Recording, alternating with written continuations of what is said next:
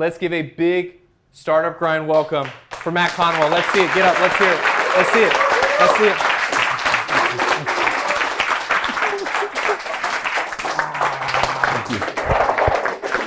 Too much.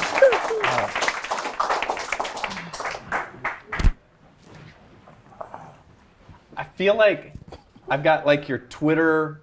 It's like a real life version of your Twitter comments, just like right here in the room. Is that normal when you go speak somewhere? Yeah. Like, how did that happen? How did you become so prolific on Twitter? By accident. Okay. It was a thing of, when I started the Twitter thing, as people see it, I had like less than 2,000 followers. And the way it started was after the killing of George Floyd, I just had a lot of thoughts I had to get off my head. So I started tweeting.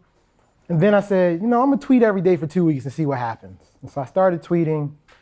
And then I met this founder in Dallas, Texas, a gentleman by the name of Roberto, a company called RoboAmp.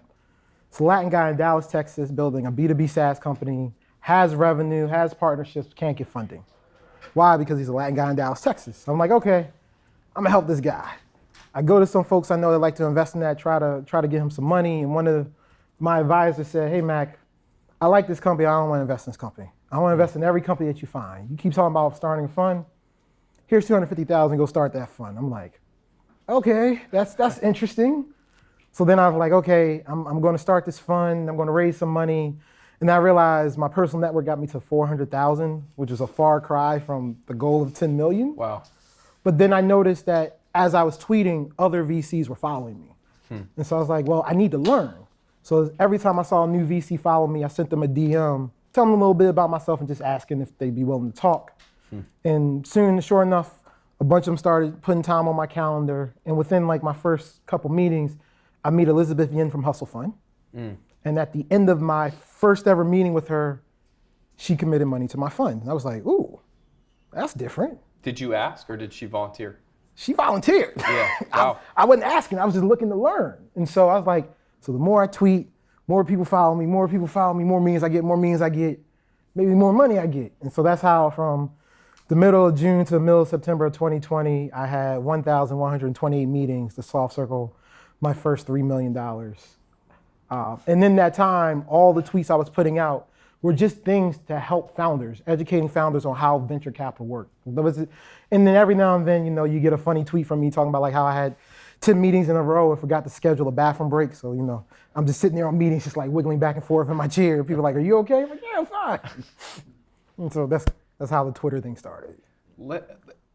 How do you develop or figure out what your voice is, what your authentic self is? Is that something that is that something you've cultivated? I mean, because when I read your tweets, when I read your commentary or your thoughts, like it just feels like I'm talking. It just feels like I'm like you text me about it. Right. It feels very personal. It feels very real to who you are. And like, how did you figure out what that voice was? It just happened. Like I wasn't trying to have a voice. I wasn't trying to do anything. It was one of those things where like every time I have a meeting with a founder, I'd walk away with like this thought, like, oh, I love it when founders do this, or I hate it when founders do that. And I would just tweet it. I would tweet it, wouldn't even think about it, right? Like I'm just sharing my thoughts or sharing information. And every now and then I would do more long form tweets, like going really deep on something. And every now and then I'd share something funny or something personal, pictures of my dog, pictures of cooking. And then the thing that I started to do that was scary, that I think really is what cultivated the voice, was every now and then I would share a vulnerability. I bombed a pitch, I missed a meeting, things that people don't always want to share, but I shared it because I wanted founders to know, like, I'm not perfect either, right? Like I've had bad days, I bombed pitches, I've messed things up because like we all have. And I just want them to know, like, as much as you see me on Twitter and you think I'm a VC, like, I'm not special, I'm a human. And I think that's where the voice piece came in. How did you, I remember when you sort of first started talking about all these meetings that you were having, and I think I met with you during that time, and it was kind of like because you were back to back to back to back to back, literally all day, every day, Yeah. all week, all month. Yeah. How did you do that? What did you learn from that? I learned I was a crazy person. It was during COVID. Everybody was home. And so that was like a blessing in disguise because I didn't have to pay to go travel to meet all these folks. And I foolishly just put a Calendly link in all these DMs that I was sending people. And so I just looked up one day, like my calendar was full. Like I didn't expect that to happen. And it was just like, okay, well, this is what it is. And I don't know, that was just my life. And it wasn't until like week 7 of it where I was like, I'm starting to hit a wall.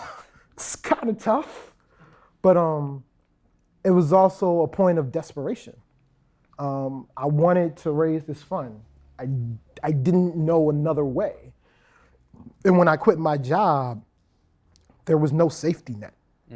There was just, this has to work. Yeah. And so like, no matter how tired I was, how much I didn't want to take this next meeting, my throat hurt, like this had to work because I had to create this fund. And I had to create this fund because of founders like Roberto and other founders that inspired me, because I was finding these amazing founders with amazing talent and people didn't want to give them a chance. And yet they had all the workings of all the other companies we see here in Silicon Valley. And it's like, if I don't do this, I don't know who does. And so it's desperation. You talk about on your website about investing in exceptional founders. What is an exceptional founder? An exceptional founder is a founder who is flexible in their thinking. What I know is that I invest so early that within 3 years of my investment, your company's probably going to be something different. And so I'm investing in founders who are smart enough, unique enough, and have a flexible thought pattern that when crazy things come up, they find a way through. This came like to the forefront during COVID. Founders who were very rigid in their thinking, a lot of those companies didn't make it. But founders who were like, okay, there's an opportunity here, who were flexible in their thinking, figured a way to navigate through. And then they started to flourish right after that when everybody was throwing money at everybody, right? And so that's an exceptional founder. But beyond that, it's founders with high EQ, founders who care, founders who respect their teammates, founders who have magnetism. Right? Like there's some founders that just get people to do crazy stuff for them for free. It's like, how did you get them to do? Like, I don't know, I just asked and they made it happen. It's like, that doesn't happen every day. So those kind of people tend to be exceptional. Yeah, that's interesting. Can we dig into that a little bit? Like, Sure. What do you mean by magnetism, or what do you mean by respect for teammates? What does that mean? So I'll give an example. So magnetism. So I got a founder who's doing this delivery service and has this giant warehouse. So I call him up one day just to check on him. He's pouring sweat. And I'm like, are you okay? He's like, yeah, we spent all weekend. Like FaceTime or? On a Zoom call. Zoom call, yeah. I do all Zooms. Yeah. He's like, yeah, we spent all weekend rearranging the warehouse to make it more efficient. I was like, how'd you do that? He was like, well, I got, a bunch of the drivers. It's like, did you pay them? He's like, well, I got them some beer and pizza. I was like, and they came to do it. He's like, yeah. I was like, why? He's like, well, if you're an employee here, we need some work done. People believe in it, they got some work done. And then in comes his co-founder. And his co-founder's pouring sweat. Now, the thing about his co-founder, he's not the kind of person you typically would think of somebody doing physical labor. This is not his thing. And I was like, you got him to do it too? And his co-founder's like, yeah, I haven't worked that hard in a long time, but it kind of felt good. And it's like, okay, something's going on here. That's magnetism. You don't see that every day. People have respect for their teammates when you're on a call, especially when there are multiple genders on the call. You look to see if anybody's talking over each other.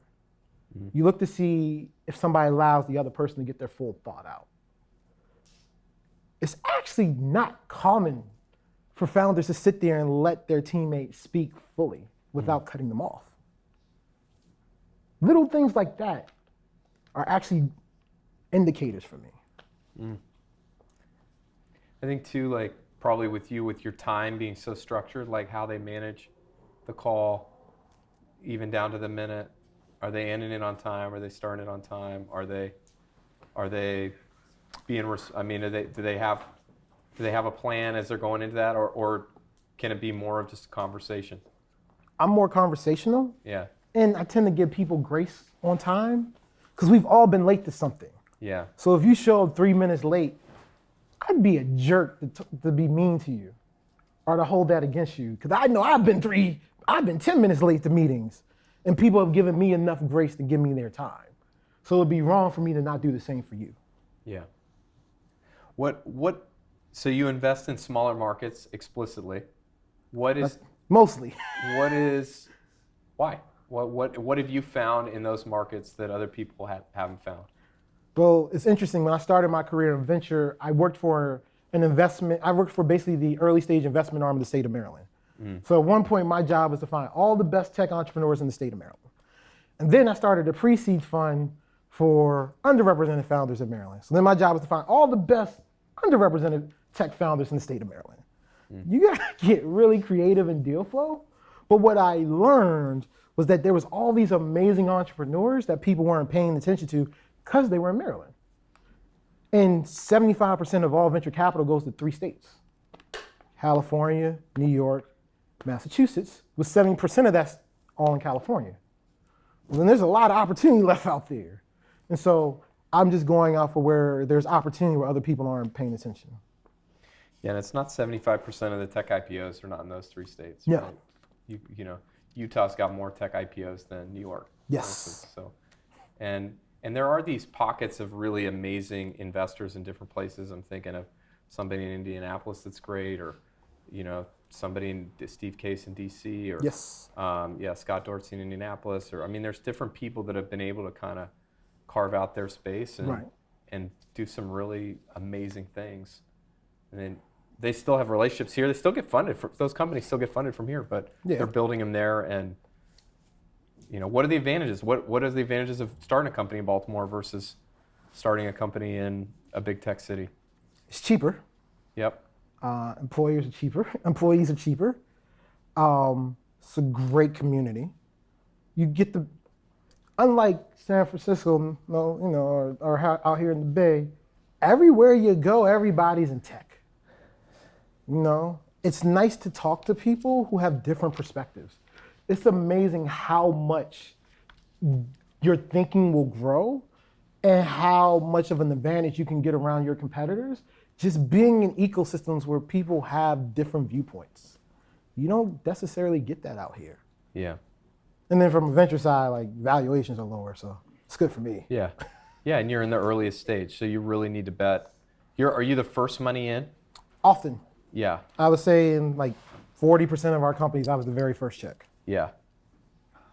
And what metrics of success do you, with those 50 or so companies that you've invested in, follow-on investing, revenue, are there any specific things that you're really tracking that follow-on funding, revenue, and customer growth. Yeah. At the end of the day, I'm still a VC. The metrics are the metrics, no matter where you are. That doesn't change. I don't hold any of my companies to any different standard than any other investor holds any other company. But just because my founders may be in different places, they're no different. Their companies are just as good. Now, I would say their companies are probably better. Yeah. Biased. Are you actively encouraging your companies to then also go get in an incubator or get in some of the accelerators, or can they work with you and your team, and then do they jump to a larger investor after that? It depends. Some companies, it makes sense for you to go to an accelerator. We invest in companies early. So I invest in companies anywhere from I have some companies I invested at idea stage. I have other companies that were doing millions of dollars in revenue when I made the investment, right? So it really depends on the stage you're at. And also for some of my companies, as they're growing, I'll notice you have some deficiencies.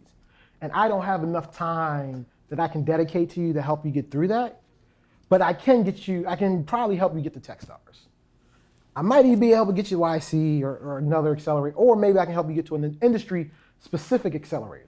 For a lot of startups, even better than going to YC is going to an accelerator that's very specific to your industry, because they can help you get customers, right? Everybody wants money. Customers are the best way to fund your company. Yeah.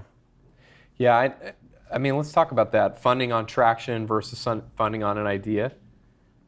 I would think, at least for me, the only way I could ever raise funding in every round was it was only off of customers. Yeah. That's the only way I knew how to pitch and sell, because when an investor sits there and says, no, I don't think that'll work, it's like, well, actually, I just sold a deal that like says it did work. And that's the only way to like combat somebody's opinion. But what do you see? Do you see more of that with customers? Do you see more of like, you're so early, so it's probably hard to have customers at that stage. So we will invest idea stage, but it's very rare. Yeah. Right. So all the pre-seed investors and all the investors say we invest on the back of a napkin. That's not true. That's more to cover for the outliers. Because if we don't say it, we'll never see those companies. And every now and then, there's something special there. But most of the companies we invest in is really going to be traction based. Even as a pre-seed investor, be like, oh, you're a pre-seed investor. Why you want traction? Well, because traction is a proxy for execution. I don't actually know if you have the ability to execute at idea stage, right? You having traction lets me know that you have the ability to execute on a strategy. Now, idea stage things happen, but I'll give you an example. So the woman who is my North Star and the reason why I started my firm, is a woman by the name of Shauna Step-Jones. And when I met her, I was working for the state of Maryland. She came up to me and told me she had an idea to build a wig dryer. It would be able to dry a wig in 15 minutes with no heat. Very unique and original idea. And I watched her for 3 years get nothing but no's. Mind you, she had an engineering degree from Morgan State. She had a master's from Johns Hopkins. And at the time, she was a patent examiner. She's an engineer. She builds things. She can do this. To prove out the concept could work, she bought a small dryer off of Amazon, took out the heating components, and reconfigured it to prove out the concept. Nobody cared. Until one day she calls me after I've known her for 3 years, and I can't even fund her at a program that I started for founders like her, to tell me that she had become a surrogate mother to get capital to build her first prototype. I literally quit my job and raised the funds so I could give her money. Now, that's not going to be every founder I find. But every now and then you meet these founders where just fundamentally you have a belief that I have to do this. And I started my fund so that nobody could ever tell me that I couldn't do it.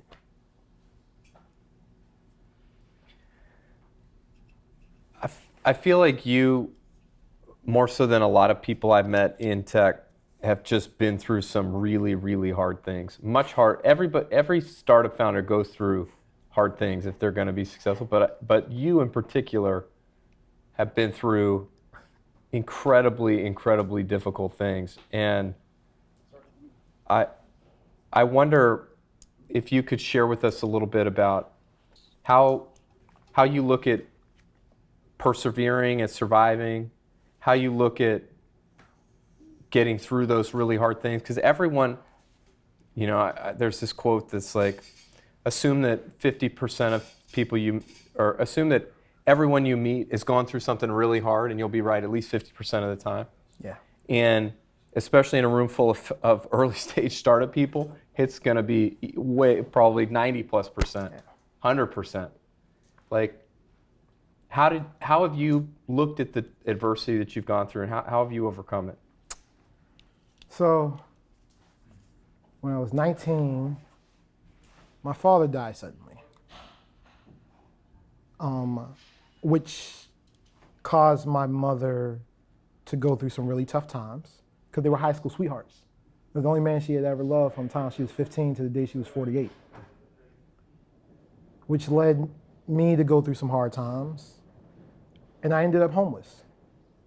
I was living in one of my father's friend's trucks for months while trying to go to school, failing classes, losing my scholarship. I had an internship working for the Department of Defense at the time, lost my internship, trying to figure out life. Like, I would call my friends up and be like, hey, I just got finished a basketball game and I'm about to go on a date. You mind if I come by and take a shower? Because I haven't had a shower in 4 days, right? Wasn't always eating.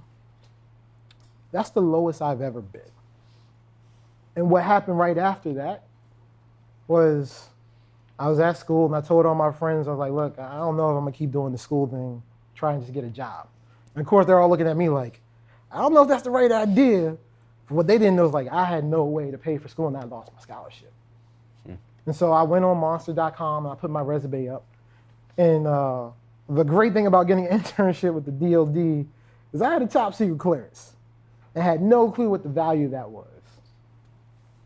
Me putting my resume on Monster that night led me to getting reached out to a recruiter who worked at Northrop Grumman, who brought me in to interview for a job that I was not qualified for, doing something I had never done.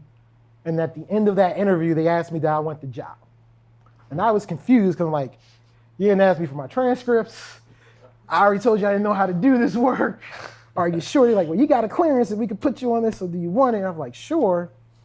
And then they asked me, how much I wanted to make. I told them, because, my goal was if I graduated college, I could, and this is in 07, if I can make 50 grand after graduating college, I'm doing right.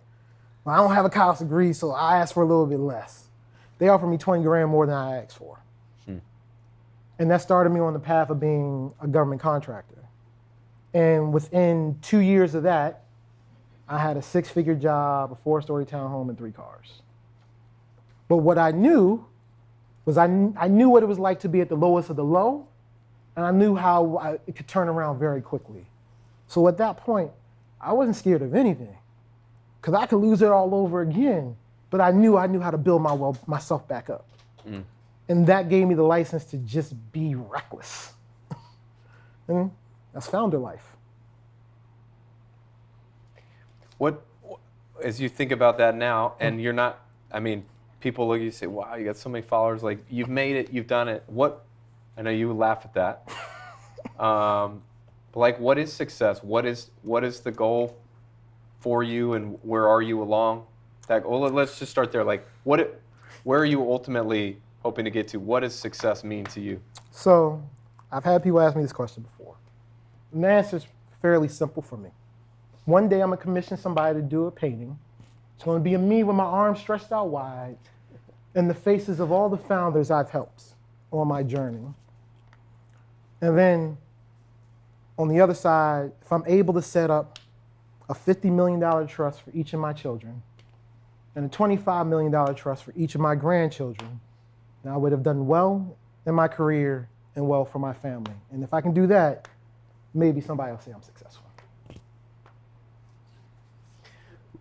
So I know family's important to you, and as founders, we're like, it's kind of one of the most selfish jobs you can have. It has to be, because you're just you're waking up in the middle of the night, you're worried about your stuff, constantly worried about yourself. And yet, what we see in business, like a true unicorn is somebody, I think, that it's not somebody that builds $1 billion company. It's actually somebody that's able to scale their life and their business at the same time. These people are insanely, insanely rare. Yeah. And I think it's interesting as you talk about like what matters to you. Yes, it matters to you to help these founders, but also matters to you to help your kids and your posterity. This is something you're actively thinking about and talking about at, mid-30s. Yes. How would you advise a founder to think about, or somebody in an early stage startup, like to think about how they balance the family side and what they're doing personally with this sort of all-consuming professional goal that they're also focused on? I don't know if balance exists. You can try, you can work hard at it, but at the end of the day, the job you do because you're passionate about it and you love it. And so that means the thing that you love to do is actively hurting the people that you love and care about. And so what we all try to comfort ourselves with is about quality of time, not quantity. That's BS. Because even though you took your kids to Disney World, 2 days later, they still want your time. And so all you can do is the best you can do. You make the time the best you can, and you do what you can. It'll almost never be perfect. If you're lucky enough to be successful enough, you can have a payroll for your household. So get yourself a cook, get yourself a nanny, maybe 2 nannies if you need it, right? Get yourself a personal assistant. They will help you structure your life so you can have more time. and then you just try to do the best you can. And you hope that one day your family will appreciate it. But that's not guaranteed. You may become a billionaire and your family may not appreciate it. Because at some point we all say we do this for our families. That's BS, because once you get to a certain point, it's no more about them. You have everything. You're just going for more because that is who we are. As founders, we are people who are never satisfied. And that is the reality of it. And the sooner you can just own up to that, the easier it is to give yourself grace. Because we all beat up ourselves for that. I know I do. Yeah, you make a good point. Balance doesn't mean equal. And I think you're, right now, this moment in your life is a good example of this. You're here in the Bay Area. You're all day for a couple of days, this tech conference, and you're going to the last minute. You're doing this. Thank you. And then you're running to the airport. You're going to take a red eye to DC. Then you're going to take an hour-and-a-half car ride first thing in the morning to your home, and then you're going to be expected to be dad again, going full-on dad mode as soon as you get there, right? 100%. So it's not necessarily like you're spending more time here, you're spending time here doing this. It's about doing what you need to do when you need to do it and kind of making all the things fit. As best you can. Yeah. Yeah, that's really hard. I hope you have an empty seat next to you tonight. Me too. I'm praying for an empty seat. How do I, when I'm talking to VCs, I mean, one of the things that's interesting too about your stories is as you were reaching out and talking and people were listening to you, and you would see these amazing investors be like, I love what he just said here, and like retweet you. And then you're sending them a calendar invite, and then you're talking about advice, and then you're getting funding. That's this old adage of like, ask for advice, get funding. Right. Apparently it works for some VCs as well. Yes. It's crazy. When I'm talking to these investors and I'm trying to build this relationship, like, how do I do that? What if I'm just starting out? Like, I'm probably not going to get funding in the first meeting. Mm-hmm. What do I say? How do I build relationships with these people like you? In the first meeting, don't give yourself too much pressure. Tell them about what you're doing. Ask them for advice. Most investors have some kind of background, whether it's in operations, marketing, finance, whatever. And so whatever their specialty is, ask them advice around that. Because also ask them questions about themselves. Everybody loves to talk about themselves. That's the best way to start off the conversation, if you have the time for it. And then tell them about the things you're going to execute on. Now, what you don't want to do is oversell, because the moment you tell an investor the things you're going to do, you start a clock. So the next time you talk to them, they're going to ask you, so how's that partnership you were working on going?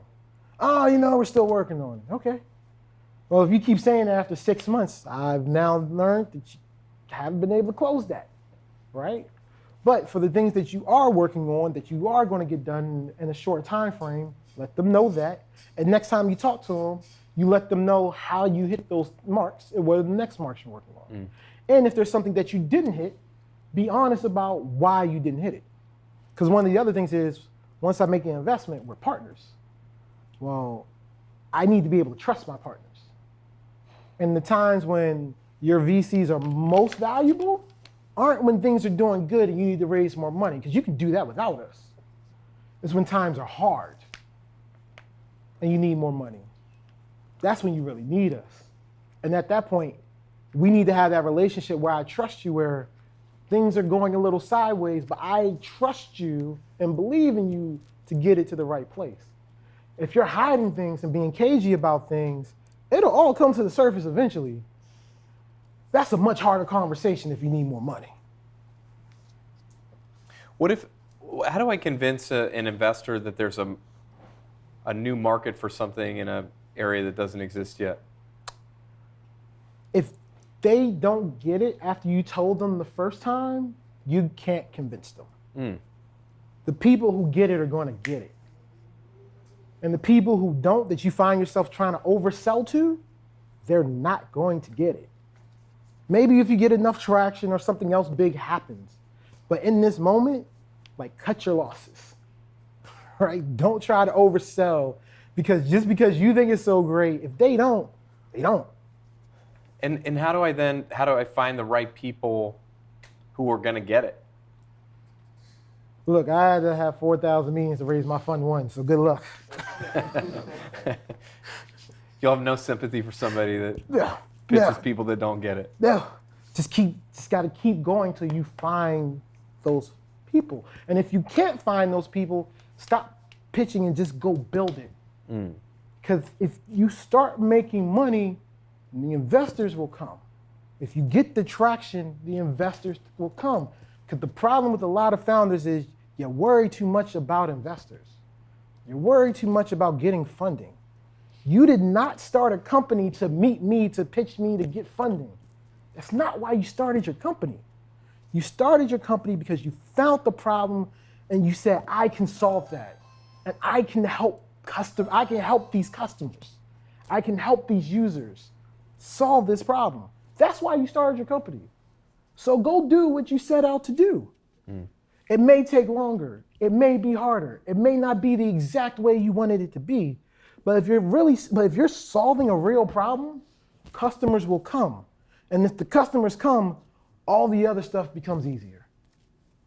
What do you think is the right, like, I end this first meeting with investor or a second meeting with investor, like, what are the right things to ask for, and what are the right sort of next steps to have in a meeting like that? At the end of the meeting, it's okay to say, are you interested? Right? Most investors will tell you right then and there, yes or no, right? You want to ask them, if they're interested, you're like, okay, what would be the next steps? What are the follow-ups? Do you need me, are there some questions you need me to answer? You want to set up another meeting, like, understand what the next steps are. If they say they're not interested, say, thank you for your time. Don't be a jerk about it. Don't flip off that investor, right? Because here's the thing. Somebody done that to you? Oh yeah, plenty of times. But here's Really? the thing. Well, I tend to give very honest feedback, Yeah. which not every investor does, because Right. investors are afraid to piss you off, because if they piss you off, you may never come back around to them. Because here's the thing, right? Here's why investors don't like to give no's. Because we have fundamental belief in you. You all think we're jerks and we're just kicking the can down the road. But in actuality, we have the fundamental belief that you have the ability to get better over time. And so if I say no to you right now, it's probably going to piss you off, and you're going to say, I'm never going to talk to that guy again. But what I know is that 6 months from now, your startup might be in a better place where I do want to fund it. Or 3 years from now, you're doing something different that I absolutely love. And so I want to do everything I can to encourage you to get better. That's why investors don't give you no's, because we actually have belief in you. We have belief in entrepreneurship. We've seen plenty of entrepreneurs pitch us for the first time and it'd be terrible. Deck sucks, they don't know what they're doing, they have no story. And then months later, see them polished up, they have customers, things are moving. I don't want to get on that rocket ship with you. So really, we just don't want to make you mad, because we want to make money with you, and we still believe there's an opportunity to make money with you in the future. Yeah. So this question of, like, are you interested? Yeah. You often have people say, like, oh, can I add you to my list, or can I stay in touch with you, or whatever. But actually, like, and you're saying that basically, like, hey, we don't, even if I'm not interested, I don't want to fall out of friendship or fall out of, just be hated by you.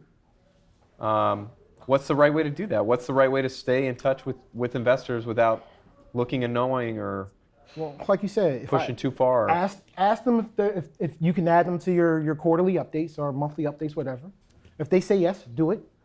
If they tell you, hey, follow up with me in the future, the amount of times I ask founders to follow up with me and they don't, it's like 99%.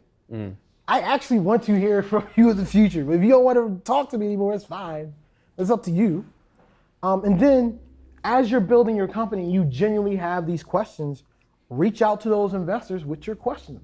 You'll be surprised how often a VC will respond to a very thoughtful question and try to be helpful. And the more often you do that, you're actually building a rapport. And this rapport can go for a long ways. I have founders who I've helped through multiple companies who I haven't funded, but they've asked me to help. And they've gotten to a company where like, oh, I like this. And we've had this rapport over months, maybe years, that's now gotten me to be an investor. Same thing for some of the investors in my fund. There are people I've known for years that have never invested in any of my startups, weren't interested in my fund at first, but were there to support, answer my questions, and they saw the momentum. And then they noticed, oh, there's a rocket ship and everybody else is getting on it, and I've known this guy for years. I need to get on it too. That's a good feeling when somebody who you felt like was doubting you comes to you and is like, I need to be a part of this. But that comes with building that rapport. But if you put them off and say, I'm not going to respond to them, I'm not going to follow up with them, I don't want to share with them anymore, they didn't believe in me, well, you just gave yourself a no. Because they never actually said no. But you basically gave yourself a no because you don't want to talk to them anymore. That sounds a little backwards.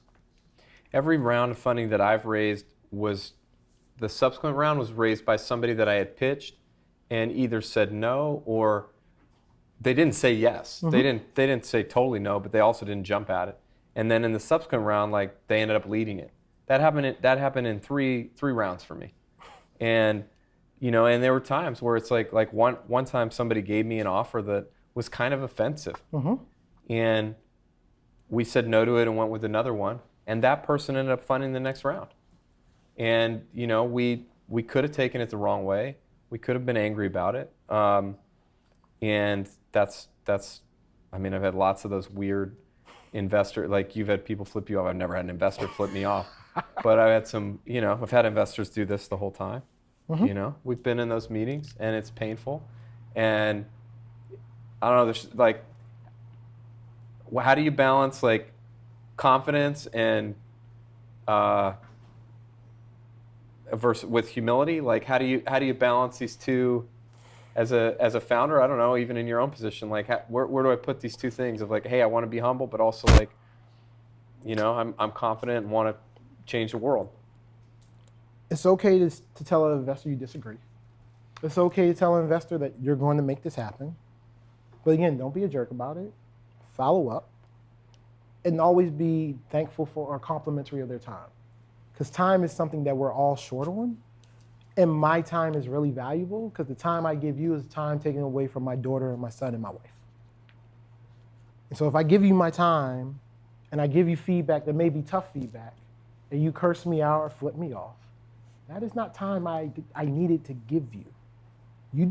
I don't owe you anything. I don't owe you my time. I give you my time because I want to know more about you. I want to build a relationship with you. I want to understand what you're building. And if I give you feedback that's tough, understand this. I started my first company in 2009. I've seen a lot of good and a lot of bad. And any feedback I'm giving you is because I done seen some stuff. And you don't have to agree with me, but you don't have to be nasty to me either. You can disagree with me, that's okay. And I love it when founders prove me wrong, because that's the founder I want to fund. You tell me, Mac, I think you're wrong, and this is the right industry, and even though you've seen this fail 10 times before, we're the ones that make it happen. Okay. Year later, Mac, I want you to know we're doing 500,000 in revenue and we're growing fast. What do you got to say to that? Prove me wrong. Let's talk. It'd be real easy for that founder to flip me the bird though, right? But no, prove me wrong. I want you to prove me wrong. Because again, I believe in entrepreneurship. I believe that you have the ability to get better, get stronger, and build something. Because we all do. But it's one of the hardest things you will ever do. So for you to get there, I know how much you sacrifice to do it. I know how hard you work to do it. That's why I love this industry. Matt Conwell, RareBreed Ventures, thank you so much for being here. So, one moment. He doesn't know this. I have a gift for you. Oh. I've been holding on to this for the last 2 days because everybody's been asking for it. I was like, no. Let's go. So at my annual meeting, we did something special for our LPs. And so I don't know if many people know this, but Startup Grind is actually an LP in RareBreed. And so what we did was we put together coffee table books of the 46 beautiful. Companies we invested in out of Fund 1. That's beautiful. And this is yours. Thank you so much. Very proud of this. Thank you. That doesn't happen without you. Thank you. In more ways than one, but that's a... Yeah, and you know, I think all that happened the same way you just described. Like, you certainly never asked us to invest. No. But just being inspired by what you do, and you know, the people that are here that have heard you and listened to you, they're inspired by what you're doing. You have a unique voice, and you're doing something that people like us, people at Startup Grind, we think needs to exist in the world. You know, funding exceptional, unconventional founders from different backgrounds, from different places around the world. There's very few people actively trying to do this kind of thing, and it needs to happen. And I believe that you're going to figure it out. You already are figuring it out. But thank you.